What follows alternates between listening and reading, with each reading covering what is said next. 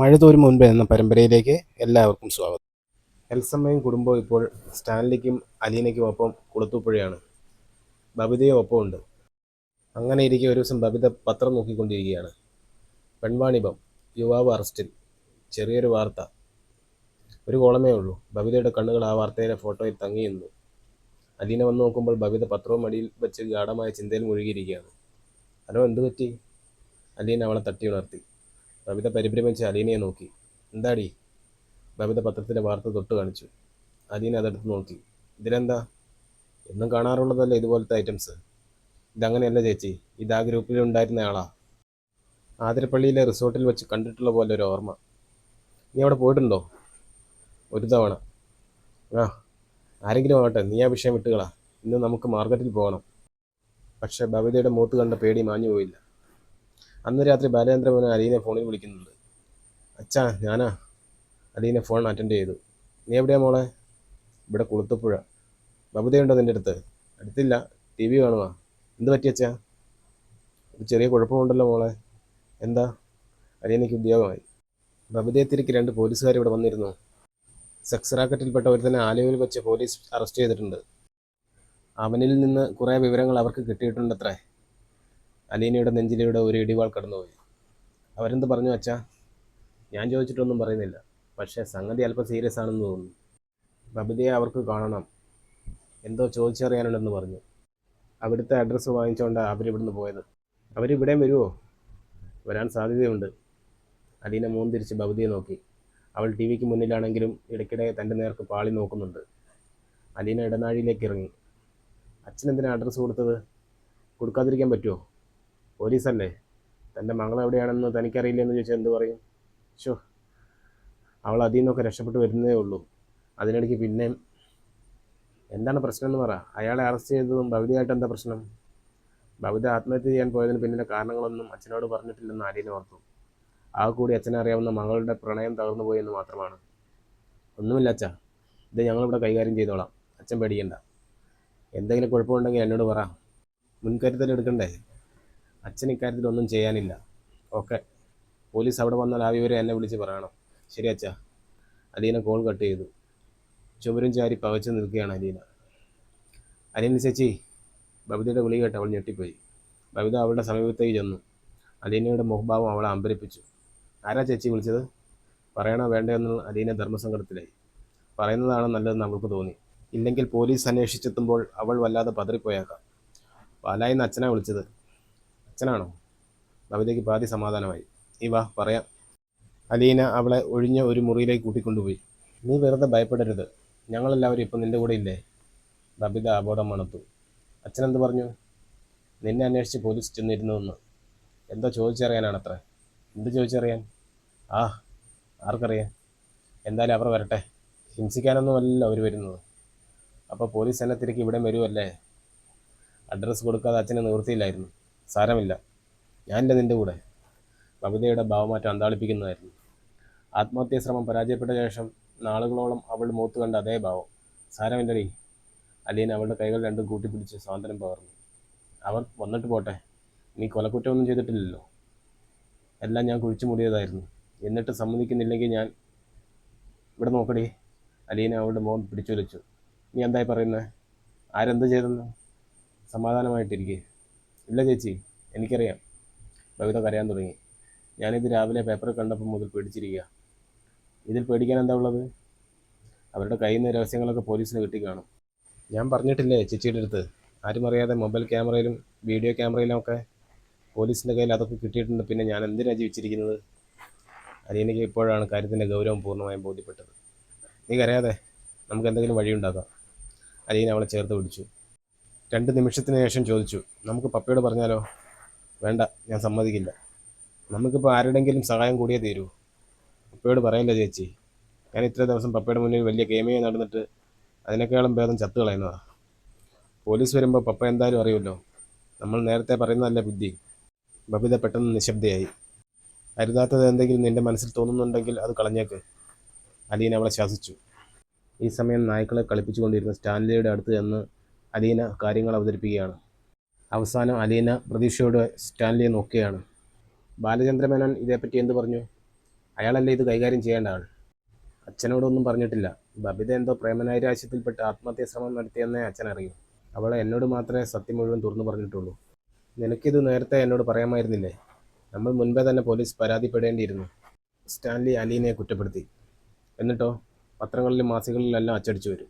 പെൺവാണിഭം, sex racket, college വിദ്യാർത്ഥിനിയെ പീഡിപ്പിച്ചു, ആതിരപ്പള്ളിയെ കൊണ്ടുപോയി അശ്ലീല ചിത്രമെടുത്ത് വിൽക്കാൻ ശ്രമിച്ചു. പിന്നെ അങ്ങനെ എന്തൊക്കെ? അവൾക്ക് പിന്നെയും ജീവിച്ചിരിക്കേണ്ടേ പപ്പ? അവളെ ദ്രോഹിച്ചവർ രക്ഷപ്പെട്ടോട്ടെ എന്നോ? അവർ ഇതെല്ലാം വീണ്ടും ആവർത്തിച്ചോട്ടെ എന്നോ? പോസിറ്റീവ് ഫെമിനിസത്തിൻ്റെ വക്താവാണല്ലോ നീ. എന്നിട്ട് നിനക്ക് ഇതാണ് അഭിപ്രായം? സ്റ്റാൻലി ധർമ്മരോഷം പൂണ്ടു. ഞാൻ അവളോട് പറഞ്ഞതാ പപ്പ, അവളെ ദ്രോഹിച്ചവരെ വെറുതെ വിടരുതെന്ന്. പക്ഷേ ഇനി മൂന്നാമതൊരാൾ ഇതറിഞ്ഞാൽ മരിച്ചു കളയുമെന്ന് അവൾ പറയുമ്പോൾ ഞാൻ എന്ത് ചെയ്യും? ജീവിച്ചിരിക്കാൻ യാതൊരു ആഗ്രഹവുമില്ലായിരുന്നു അവൾക്ക്. ആദ്യത്തെ ആത്മഹത്യാ ശ്രമം പരാജയപ്പെട്ടെങ്കിലും വീണ്ടും അതുതന്നെയായിരുന്നു അവളുടെ ലക്ഷ്യം. ആ മാനസികാവസ്ഥ മാറ്റിയെടുക്കാൻ ഞാൻ എന്തുമാത്രം ബുദ്ധിമുട്ടെന്ന് പപ്പയ്ക്കറിയോ? നിങ്ങൾ രണ്ടുപേരും കൂടി ഒളിച്ചു വയ്ക്കാൻ ശ്രമിച്ച സത്യം ഇപ്പോൾ വേറൊരു ഭാഗത്തു കൂടി പുറത്തു വന്നില്ലേ? അതിൻ്റെ അനന്തരഫലം ഇനി അനുഭവിച്ചേ പറ്റൂ. ഞാൻ തോറ്റു പപ്പ. ഇതെങ്ങനെ കൈകാര്യം ചെയ്യുമെന്ന് പറ. ഭവിത എന്ത് ചെയ്യണമെന്ന് അറിയാതെ വിഷമിച്ചിരിക്കുക. സാരമില്ല, ഇത് ഞാൻ നോക്കിക്കോളാം. ഇതുവരെ പോലീസൊന്നും വന്നില്ലല്ലോ, വരട്ടെ. അലീന തിരിച്ചു പോകുമ്പോൾ ഹാളിനരികെ കാത്തു നിൽക്കുന്ന ഭവിതയെ കണ്ടു.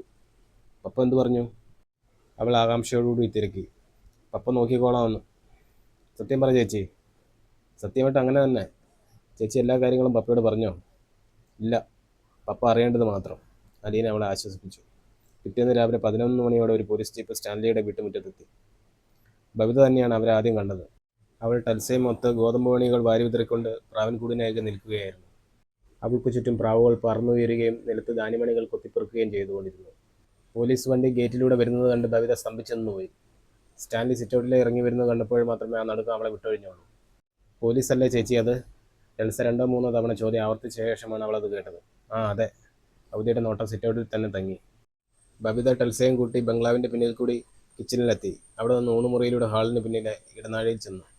അലീന എൽസമ്മയുടെ സമീപത്തായിരുന്നു. ബബിതയുടെ മുഖത്തെ പരിഭ്രമം കണ്ട് അവൾ ആശ്ചര്യപ്പെട്ടു. അലീന ചേച്ചി. ബബിത അവളുടെ കൈത്തണ്ടലിൽ ഒരാസനത്തിൽ എന്നോണം മുറുകെ പിടിച്ചു. നീ എന്തിനാ പേടിക്കുന്നത്? പോലീസ് വന്നത് ഞാൻ കണ്ടു. പപ്പ നോക്കിക്കൊള്ളൂന്ന് പറഞ്ഞില്ലേ? അലീന ധൈര്യം പകർന്നു. ഹാളിൽ സ്റ്റാൻലിയോട് സംസാരിക്കുകയായിരുന്നു പോലീസുകാർ. സ്റ്റാൻലി ഒരു എക്സ് മിലിറ്ററി ഓഫീസറാണെന്ന് അറിഞ്ഞപ്പോൾ അവർ ബഹുമാനത്തോടുകൂടിയാണ് ഇടപെട്ടത്. എവിടെയായിരുന്നു? ഏത് വർഷമാണ് സർവീസിൽ നിന്ന് വിരമിച്ചത്? ഇതാണോ സ്വന്തം സ്ഥലം? ഇവിടെ എന്ത് ചെയ്യുന്നു എന്നല്ല അവർ സ്റ്റാൻലിയോട് തിരക്കി. 5-ൽ ഒരു വീടുണ്ടല്ലേ അവർ ചോദിച്ചു. ഉവ്വ്, ഇപ്പോൾ അത് അടച്ചിട്ടിരിക്കുന്നു. വന്നവരിൽ സണ്ണി സ്റ്റീഫൻ എന്നയാൾ കമ്മീഷണറുടെ കീഴിലുള്ള സ്പെഷ്യൽ ഇൻവെസ്റ്റിഗേഷൻ വിങ്ങിലെ CA ആണ്. മറ്റേയാൾ സൈബർ സെല്ലിൻ്റെ ചാർജുള്ള SI ശ്രീകുമാർ. സാർ, ബബിത എന്നൊരു പെൺകുട്ടി ഇവിടെ താമസിക്കുന്നുണ്ടോ? സണ്ണി സ്റ്റീഫൻ ചോദിച്ചു. ഉണ്ടല്ലോ. ഞങ്ങൾ ആദ്യം പാലായിലാണ് ചെന്നത്. ബബിതയുടെ വീട് അവിടെയാണെന്ന് ഞങ്ങൾക്ക് കിട്ടിയ ഇൻഫർമേഷൻ. അവിടെ ചെന്ന് അന്വേഷിച്ചപ്പോഴാണ് ആൾ ഇവിടെയാണെന്ന് മനസ്സിലായത്. ഒരു ബന്ധുവിൻ്റെ വീട്ടിൽ പോയിരിക്കുന്നതാണ് ബബിതയുടെ അച്ഛൻ ബാലചന്ദ്രമേനോൻ തന്ന വിവരം. ഒരു സംശയം ചോദിച്ചോട്ടെ, തെറ്റിദ്ധരിക്കരുത്. ബാലചന്ദ്രമേനോൻ എങ്ങനെയാണ് സ്റ്റാൻലി ജോസഫിൻ്റെ ബന്ധുവാകുന്നത്? ചില ബന്ധങ്ങൾ വളരെ വിചിത്രമാണ്. അങ്ങനെ പറയാൻ പറ്റൂ. Sorry, it's all right. ഞങ്ങൾ ഈയിടെ സെക്സ് റാക്കറ്റുമായി ബന്ധമുള്ള ഒരാളെ പിടികൂടി. അറസ്റ്റ് വാർത്ത ന്യൂസ് പേപ്പറിലുണ്ടായിരുന്നു. അയാളെ ചോദ്യം ചെയ്തു വന്നപ്പോൾ ഞെട്ടിക്കുന്ന ചില വിവരങ്ങൾ കിട്ടി. ഇപ്പോൾ ഇവിടെയുണ്ടെന്ന് പറയുന്ന ബബിത എന്ന പെൺകുട്ടിക്ക് ആ സെക്സ് റാക്കറ്റുമായി വളരെ അടുത്ത ബന്ധമുണ്ടായിരുന്നു.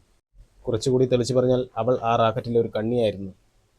കണ്ണി എന്ന് പറയുമ്പോൾ അതെനിക്ക് മനസ്സിലായില്ല. അതുമായി ബന്ധപ്പെട്ട് ഞങ്ങൾ കുറച്ചുപേരെ അറസ്റ്റ് ചെയ്തിട്ടുണ്ട്. വേറെ ചിലർ നിരീക്ഷണത്തിലാണ്. ഞങ്ങൾക്ക് കുറച്ച് വീഡിയോസ് കിട്ടിയിട്ടുണ്ട്. So we can prove her involvement. പക്ഷേ അതിനു മുൻപ് ഞങ്ങൾക്ക് ബബിതയൊന്ന് കാണണം. ഇങ്ങനെയൊക്കെ സംസാരിച്ചാൽ കാണാൻ ബുദ്ധിമുട്ടാവും. ഞങ്ങൾക്ക് അവളെ അറസ്റ്റ് ചെയ്യാനും പ്രൊവിഷനുണ്ട്. No, without my consent you cannot. I am the guardian in charge. That's why. Sir, താങ്കൾ വിചാരിക്കുന്ന പോലെ ഇതൊരു ചെറിയ കേസല്ല. വലിയ വിവാദങ്ങൾ സൃഷ്ടിച്ചേക്കാവുന്ന പ്രമാദമായൊരു പെൺവാണിഭ കേസാണ്. സി മിസ്റ്റർ സണ്ണി സ്റ്റീഫൻ, നിങ്ങൾ എന്നെ ത്രട്ടൺ ചെയ്യേണ്ട. പരമാവധി സഹകരിക്കാൻ ഞാൻ തയ്യാറാണ്. ഈ കേസിൽ ബബിതയുടെ റോൾ ചീറ്റ് ചെയ്യപ്പെട്ട് അതിൽ മനം നൊന്ത് സൂയിസൈഡ് ചെയ്യാൻ ശ്രമിച്ച് അതും പരാജയപ്പെട്ട് നിൽക്കുന്ന ഒരു സാധാരണ പെൺകുട്ടിയുടേതാണ്. ചീറ്റ് ചെയ്യപ്പെട്ടെങ്കിൽ അവൾ പരാതിപ്പെടണമായിരുന്നു. തീർച്ചയായും പോലീസ് നടപടിയെടുക്കുമായിരുന്നു. അവർക്ക് പരാതിപ്പെടാൻ മനസ്സിലായിരുന്നു. എന്തു ചെയ്യും?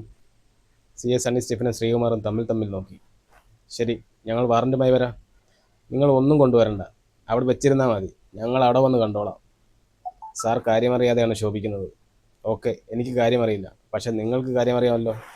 കുറച്ച് പേരെ അറസ്റ്റ് ചെയ്ത് നിങ്ങൾക്ക് ശരിയായ വിവരം കിട്ടിക്കാണും. എന്തുകൊണ്ടാണ് ആ കുട്ടി അവളെ ദ്രോഹിച്ചവർക്കെതിരെ പരാതിപ്പെടാതിരിക്കുന്നതെന്നും സൂയിസൈഡിന് ശ്രമിച്ചതെന്നും നിങ്ങൾക്ക് ബോധ്യപ്പെട്ടിട്ടുണ്ടാവും. അഭിമാനത്തെ കരുതിയാണ്. എന്തെങ്കിലും വിവരം അവളിൽ നിന്ന് കിട്ടാനാണെങ്കിൽ നിങ്ങൾക്ക് ചോദിക്കാം.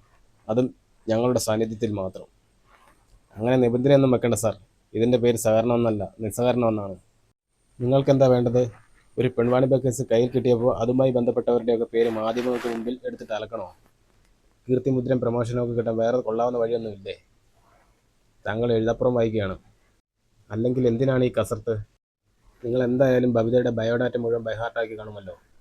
നല്ല ഒന്നാന്തരം കുടുംബത്തിൽ ധാരാളം സമ്പത്തും പ്രൗഢിയുമുള്ള അച്ഛനമ്മമാർക്ക് ജനിച്ച കുട്ടി. അവളുടെ ഫാമിലി ബാക്ക്ഗ്രൗണ്ട് നിങ്ങൾ ഉദ്ദേശിക്കുന്ന തരക്കാരുടേതല്ല. അത് ഞങ്ങൾ അന്വേഷിച്ചു. പ്രായപൂർത്തിയാകാത്ത പെൺകുട്ടിയെ പീഡിപ്പിച്ച കേസിൽ ആ ഫാമിലിയിലെ ഒരു പയ്യൻ അറസ്റ്റ് ചെയ്യപ്പെട്ട് റിമാൻഡിൽ കിടന്നിട്ടുണ്ട്. അപ്പോൾ അതൊരു ബ്രോക്കൺ ഫാമിലിയാണെന്നും അറിയാം. അച്ഛൻ ഒറ്റയ്ക്ക്, മകൻ ബാംഗ്ലൂരിൽ, അമ്മയും ഇളയ കുട്ടിയും വാടക വീട്ടിൽ. ഒരു മകൾ അവളുമായി യാതൊരു ബന്ധവുമില്ലാത്ത റിട്ടയർഡ് കേണൽ സ്റ്റാൻലി ജോസഫിൻ്റെ വീട്ടിൽ. വളരെ നല്ല ഫാമിലി ബാക്ക്ഗ്രൗണ്ട്. ഇത് ശരിയാൻ പോകുന്നില്ലെന്ന് സ്റ്റാൻലിക്ക് മനസ്സിലായി. ഇനി എനിക്ക് സംസാരിക്കാൻ താല്പര്യമില്ല. സ്റ്റാൻലി മുഷിഞ്ഞ് എഴുന്നേറ്റു. CA Sunny Stephen mobile phone എടുത്ത് ആരുടെയോ നമ്പർ ഡയൽ ചെയ്തു. എഴുന്നേറ്റ് നിന്നുകൊണ്ട് അയാൾ ഫോണിലൂടെ സംസാരിച്ചു. Sir, CA Sunny Stephen. നമ്മൾ ടാർഗറ്റ് ചെയ്ത കക്ഷി ഇവിടെ ഉണ്ട്, കുളത്തൂപ്പുഴയിൽ. പക്ഷേ കാണാനും സംസാരിക്കാനും ഹൗസ് ഓണർ സമ്മതിക്കുന്നില്ല. One mister Stanley Joseph, retired lieutenant colonel. ഞങ്ങൾ എന്ത് പറഞ്ഞിട്ട് ഫലമില്ല സാർ. അതെ, അദ്ദേഹമാണ് പ്രൊട്ടക്റ്റ് ചെയ്യുന്നത്. കൊടുക്കാം സാർ. സണ്ണി സ്റ്റീഫൻ മൊബൈൽ സ്റ്റാൻലിയുടെ നേർക്ക് നീട്ടി. എക്സ്ക്യൂസ് മീ സാർ, AC ആണ് സംസാരിക്കുന്നത്. Assistant commissioner. അദ്ദേഹത്തിന് താങ്കളോട് സംസാരിക്കണമെന്ന്. ഞാൻ മറ്റുള്ളവരുടെ ഫോൺ ഉപയോഗിക്കാറില്ല, ചെവി വേദനിക്കും, അലർജിയാണ്. സ്റ്റാൻലി തൻ്റെ അതിർത്തി ഒട്ടും മറച്ചു വെച്ചില്ല. CA സണ്ണി സ്റ്റീഫൻ ഫോണിൽ AC-യുമായി സംസാരിച്ചുകൊണ്ട് ഹാളിൽ നിന്ന് ഇറങ്ങിപ്പോയി. അല്പം കഴിഞ്ഞപ്പോൾ അയാൾ തിരികെ വാതിൽ കടന്നു വന്നു. ബബിതയും കൂട്ടി നാളെ തന്നെ താങ്കൾ അസിസ്റ്റൻറ്റ് കമ്മീഷണറുടെ ഓഫീസിൽ എത്തണമെന്ന് AC പറയുന്നു. ഓക്കെ, എനിക്കും അതാണ് സൗകര്യം.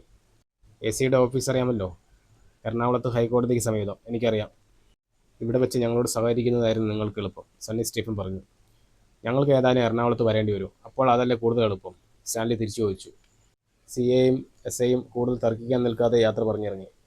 അവർ പോയ ഉടനെ അലീനെ സ്റ്റാൻലി സമീപിച്ച് ആശങ്കയോടുകൂടി തിരക്കി. അവരെന്താ പപ്പ ബബിതയെ കാണാതെ പോയത്? ഞാനത്ര താല്പര്യം കാണിച്ചില്ല.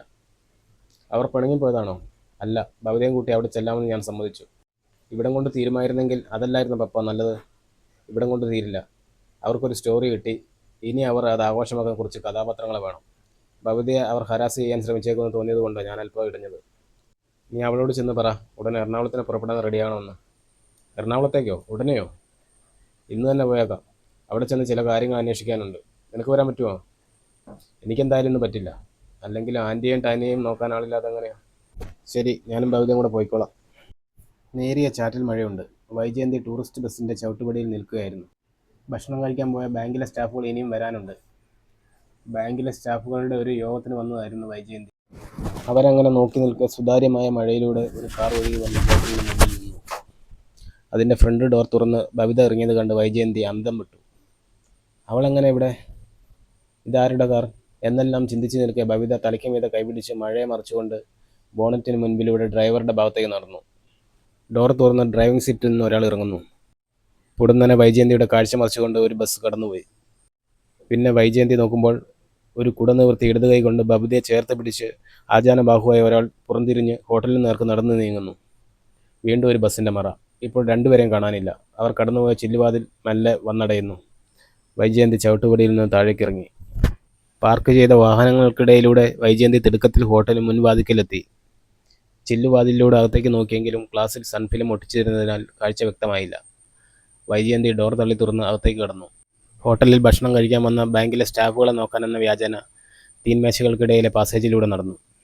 ഫാമിലി ക്യാബിനിൽ നിന്നും വെയിറ്റർ ഒഴിഞ്ഞ ട്രേയുമായി വരുന്നത് കണ്ട് വൈജയന്തി വേഗം ക്യാബിന് നേർക്ക് നീങ്ങി. അല്പം മങ്ങിയ കണ്ണാടി ചുമരിലൂടെ അകത്തിരിക്കുന്നവരെ കാണാം. ബബിതയെ വൈജയന്തി കണ്ടുപിടിച്ചു.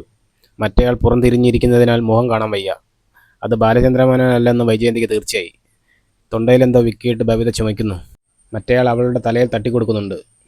മുഖം തുടയ്ക്കാൻ അയാൾ ഒരു തൂവാല കൊടുക്കുന്നത് വൈജയന്തി കണ്ടു. ആരാണ് തൻ്റെ മകളുമായി ഇത്ര അടുപ്പമുള്ള ആൾ? ആർക്കാണ് അവളിൽ ഇത്രമേൽ സ്വാതന്ത്ര്യം? നാനാവിധ സംശയങ്ങളോടെ വൈജയന്തി ചെന്ന് ഫ്ലഷ് ഡോർ തുറന്നു. സ്റ്റാൻലി കൊടുത്ത കർച്ചീഫ് കൊണ്ട് നിറഞ്ഞ കണ്ണുകളൊപ്പി ബബിത വൈജയന്തിയെ കണ്ട് ഒരു നിമിഷം പവച്ചു. അമ്മ! അവൾ ആശ്ചര്യത്താൽ വിടർന്ന മുഖത്തോടെ എഴുന്നേറ്റു. കാപ്പിക്കപ്പ് ചുണ്ടോട് ചേർത്ത് ചൂടുകാപ്പി മുത്തിക്കുടിക്കുകയായിരുന്ന സ്റ്റാൻലി മുഖം തിരിച്ചു.